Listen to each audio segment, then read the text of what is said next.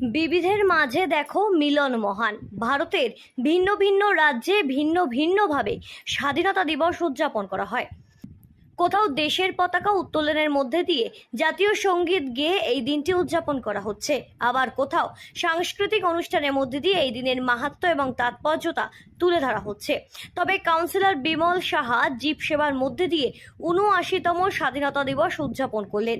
প্রতি বছরের মতো এবছরও তিনি কামারহাটি পৌরসভার ২৪ নম্বর ওয়ার্ডের অন্তর্গত এলাকায় আর্থিকভাবে পিছিয়ে পড়া পরিবারের শিশুদের বাড়ি বাড়ি গিয়ে আমন্ত্রণ জানিয়ে আসেন। আর সেই মতো আজ সকালে দেশের পতাকা উত্তোলনের পরেই নিজের হাতে দুধ, কেক, ফল অর্থাৎ স্বাস্থ্যপ্রদক প্রয়োজনীয় প্রোটিন জাতীয় দ্রব্য তুলে দেন উপহার হিসেবে তার ওয়ার্ডের বাচ্চাদের। আমার সন্তান থাকুক সুস্থ দুধে ভাতে।